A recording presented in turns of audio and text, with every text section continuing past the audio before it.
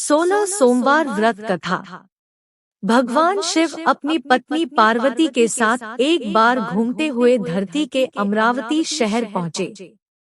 वहाँ शिव जी का एक बड़ा सा मंदिर राजा ने बनवाया था। शिव पार्वती दोनों को वह मंदिर पसंद आया, इसलिए दोनों वहीं रहने लगे। कुछ दिनों बाद माँ पार्वती ने भोलेनाथ से कहा, प्रभु, मुझे चौसर खेलने की इच्छा है। भगवान ने सारा इंतजाम किया और दोनों आराम से चौसर खेलने लगे। तभी वहां मंदिर के पुजारी आ गए। पुजारी को आता देख माँ पार्वती ने पूछा, आप बताइए, हम दोनों में से कौन यह खेल जीतेगा? जवाब में उन्होंने कहा, महादेव ही जीतेंगे। जैसे ही चौसर का खेल खत्म होने लगा तो पार्वती माँ जीत गयी। माता पार्वती ने पुजारी की बात गलत साबित होने पर उन्हें झूठ बोलने की सजा के रूप में श्राप देकर कोढ़ी बना दिया। फिर पार्वती शिव जी के साथ कैलाश लौट गई। अब लोग उस कोढ़ी पुजारी से दूर भागने लगे।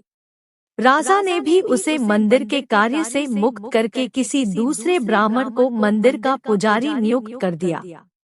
कोढ़ी पुजारी भी उसी मंदिर के बाहर बैठकर अपने लिए भिक्षा मांगने लगा। कुछ दिनों बाद उस मंदिर में स्वर्ग से अप्सराएं आईं। पुजारी को देखकर उन्होंने उसकी हालत का कारण पूछा। उसने माँ पार्वती द्वारा मिले श्राप के बारे में उन्हें बता दिया। सारी बातें जानने के बाद अप्सराओं ने पुजारी को पूरे 16 सोमवार तक विधिवत व्रत रखने के लिए कहा। पुजारी को इस पूजा की विधि नहीं पता थी, तो उसने अप्सराओं से इसके बारे में पूछा। उन्होंने बताया कि हर सोमवार को सूर्योदय से पहले उठना होगा। फिर नहाकर साफ कपड़े पहनने के बाद गेहूं के आटे से 3 अंग बनाना। उसके बाद घी से दीप जलाते हुए गुड़, बेलपत्र, अक्षत, नैवेद्य, फूल, चंदन, जनेऊ लेकर संध्या के समय सूर्यास्त से पहले प्रदोष काल में भोले बाबा की पूजा करना। पूजा करने के बाद एक अंग शिव शंभू को अर्पण करना और एक खुद ग्रहण करना। उसके बाद बचे हुए अंग को आसपास के लोगों में प्रसाद के रूप से बांट देना। इस तरह पूरे 16 सोमवार करने के बाद 17वें सोमवार को आटा लेकर उसकी बाटी बनाना। फिर उसमें घी के साथ गुड़ डालकर चूरमा तैयार करना। इसका शिव जी को भोग लगाकर इसे आसपास मौजूद सभी लोगों को प्रसाद के रूप में बांट देना। इस तरह से व्रत करने से भगवान शिव तुम पर प्रसन्न होकर कोढ़ की समस्या दूर कर देंगे। ये सारी बातें बताकर सभी अप्सराएं स्वर्ग लौट गई। उनके लौटने के बाद पुजारी ने हर सोमवार को विधिवत व्रत और पूजन किया। 16 सोमवार पूरे करने के बाद 17वें सोमवार को सबको प्रसाद बांटते ही उसके कोढ़ की समस्या दूर हो गई। पुजारी के ठीक होने पर राजा ने दोबारा उस मंदिर में पूजा पाठ करने का जिम्मा उसे सौंप दिया। होते होते एक दिन दोबारा भोलेनाथ अपनी पत्नी पार्वती जी के साथ उसी मंदिर में पहुँचे। पार्वती जी ने जब देखा कि वो कोढ़मुक्त हो गए हैं, जो उन्होंने पुजारी से पूछा कि ऐसा कैसे हुआ। जवाब में पंडित ने उन्हें 16 सोमवार व्रत करने की अपनी कथा के बारे में बताया। पुजारी की बात सुनकर माँ पार्वती काफी खुश हुई। उन्होंने भी 16 सोमवार व्रत रखने की ठान ली। इसके लिए माँ पार्वती ने पुजारी से पूरी विधि जानी और अपने नाराज बेटे कार्तिकेय को वापस पाने के लिए नियम से व्रत करने लगी। 17वें सोमवार को जब उन्होंने सबको प्रसाद बांटा तो उसके कुछ दिनों बाद ही कार्तिकेय लौट आए। उन्होंने माँ पार्वती के पास पहुंचकर पूछा, माता, अचानक कुछ हुआ कि मेरा सारा गुस्सा ही खत्म हो गया। क्या आपने कोई उपाय किया था? जवाब में पार्वती जी ने 16 सोमवार के व्रत की कथा सुनाई। यह सुनकर कार्तिकेय को भी 16 सोमवार का व्रत करने का मन हुआ, क्योंकि वो अपने मित्र ब्रह्मदत्त के दूर जाने से दुखी थे। माता पार्वती से 16 सोमवार व्रत की विधि जानकर उन्होंने परदेश गए अपने दोस्त ब्रह्मादत्त की वापसी की मनोकामना के साथ व्रत शुरू किया। पूरे 16 सोमवार व्रत करने और उसके विधि विधान से समापन करने के कुछ ही दिन बाद कार्तिकेय का दोस्त लौट आया। वापस आने के बाद ब्रह्मदत्त ने कार्तिकेय से पूछा, आखिर ऐसा क्या किया तुमने कि मेरा मन बदल गया? मैं बिल्कुल भी वापस आना नहीं चाहता था, लेकिन एकदम तुम्हारा ख्याल आया और मैं लौट आया। कार्तिकेय ने भी अपने दोस्त ब्रह्मादत्त को 16 सोमवार व्रत की महिमा के बारे में बताया। इसके बारे में जानने के बाद ब्रह्मादत्त ने भी व्रत रखना शुरू कर दिया। व्रत खत्म होते ही वह अपने दोस्त कार्तिकेय से विदा लेकर यात्रा पर निकल गया। दूसरे नगर पहुंचते ही ब्रह्मादत्त को पता चला कि राजा हर्षवर्धन ने अपनी बेटी गुंजन के विवाह के लिए स्वयंवर रखा है। राजा की प्रतिज्ञा है कि उनकी हथिनी जिस भी लड़के के गले में माला डालेगी वही उसकी बेटी से विवाह करेगा। उत्सुक होकर ब्राह्मण भी महल पहुंच गए। वहां कई सारे राजकुमार थे।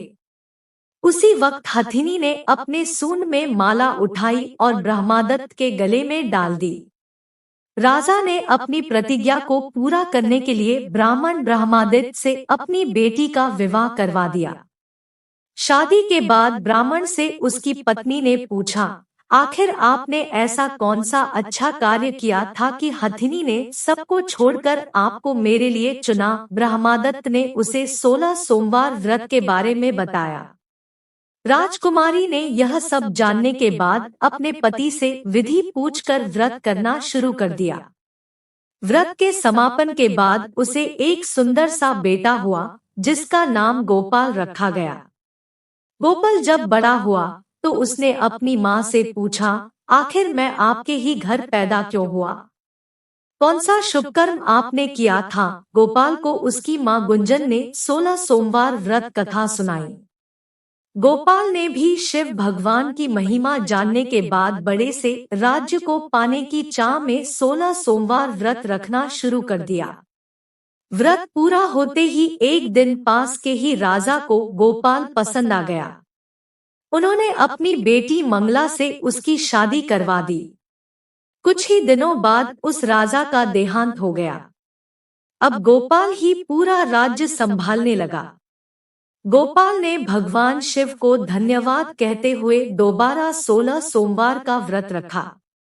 इसके समापन के दिन उसने अपनी पत्नी से सभी सामग्री पास के शिव मंदिर तक पहुंचने के लिए कहा। मंगला ने खुद जाने के बजाय पूजा की सामग्री कुछ सेवकों के हाथों मंदिर तक पहुंचा दी। उसी दौरान आकाशवाणी हुई, राजन, तुम्हारी पत्नी ने 16 सोमवार व्रत का आदर सम्मान नहीं किया। अब तुम उसे अपने महल से तुरंत निकाल दो, वरना तुम्हारा सब कुछ खत्म हो जाएगा। गोपाल ने अपनी पत्नी को अपना आदेश न मानने और भगवान शिव के अनादर के लिए महल से निकाल दिया। अब वह भूखी प्यासी दर-दर भटकने लगी। उसे जो भी सहारा देता उसका सब कुछ चौपट हो जाता था। एक दिन उसने एक बुढ़िया की सूत की गठरी को छुआ तो सारा सूत हवा में उड़ गया। फिर उसे एक तेनाली ने रहने के लिए घर दिया तो उसके सारे तेल के मटके खुद ब खुद टूटने लगे। ऐसी मनहूसियत को देखते हुए हर किसी ने उसे अपने यहाँ से निकाल दिया। अब उसकी कोई मदद नहीं करता था। प्यास के मारे जब वो किसी नदी के पास पानी पीने के लिए पहुंचती तो वो नदी सूख जाती। फिर एक दिन वह जंगल में पेड़ के नीचे छांव पाने के लिए बैठी। उसी वक्त वह पेड़ सूख गया। देखते ही देखते सारे हरे भरे पेड़ सूखने लगे। कुछ देर बाद वो एक तालाब में पहुंची। वहां का पानी जैसे ही उसने छुआ उस पर कीड़े पड़ गए। यह सब देखकर वो हैरान हो गई और उसी कीड़े वाले पानी को उसने पी लिया। भटकते भटकते एक दिन रानी पुजारी के पास पहुंची। उसे देखकर पुजारी समझ गया कि इसके साथ कुछ सही नहीं चल रहा है। उसने रानी को मंदिर में ही रहने की इजाजत दे दी। रानी मंदिर में सब्जी या फल को हाथ लगाती तो वो सड़ जाते, आटे को छूती तो उसमें कीड़े पड़ने लगते, पानी से बदबू आने लग जाती। यह सब देखकर पुजारी ने कहा, लगता है तुमसे कोई बड़ा अपराध हुआ है, जिससे नाराज होकर देवताओं ने तुम्हें दंड दिया है। इस बात के जवाब में रानी ने पुजारी को शिव की पूजा करने के लिए सामग्री से जुड़ी पूरी कहानी बता दी। यह बात जानने के बाद पुजारी बोले, तुम कल से ही 16 सोमवार का व्रत करना शुरू करो। इससे प्रसन्न होकर भोलेनाथ तुम्हें माफ कर देंगे। पुजारी से 16 सोमवार की विधि समझने के बाद अगले ही सोमवार से रानी से व्रत रखना शुरू कर दिया। पुजारी उसे हर सोमवार को व्रत कथा भी सुनाते थे। 17वें सोमवार को जैसे ही रानी ने अपने व्रत का समापन किया, वैसे ही राजा को अपनी पत्नी की याद आई। उन्होंने अपने सैनिकों को उसकी खोज में भेजा और घर वापस लाने का आदेश दिया। सैनिकों को जब पता चला कि वो मंदिर में रह रही है, तो उन्होंने रानी को अपने साथ चलने की प्रार्थना की। तभी पुजारी वहां पहुंचे और सैनिकों को वापस महल लौटने के लिए कहा। राजा को जब पता चला कि उसकी पत्नी मंदिर में है, तो वो उसे लेने के लिए वहां पहुंचे। उन्होंने पुजारी से माफी मांगी और सब कुछ बताया। पुजारी ने भी कहा कि ये सब भोले का प्रकोप था, आप अपनी पत्नी को ले जाइए। राजा और रानी के महल पहुंचते ही वहां खुशियां मनाई जाने लगी। खुशी के मारे राजा ने पूरे नगर में मिठाई बंटवाई और ब्राह्मण व निर्धनों को खूब दान दिया। अब रानी महल में भगवान शिव की पूजा और 16 सोमवार का व्रत रखते हुए खुशी खुशी रहने लगी। कहानी से सीख, कहे गए कार्य को ठीक ढंग से करना चाहिए, खासकर पूजा अर्चना को, अन्यथा नकारात्मक परिणाम भुगतने पड़ सकते हैं। दोस्तों, आपको यह कथा अच्छी लगी हो तो चैनल को लाइक, शेयर, सब्सक्राइब अवश्य करें। धन्यवाद।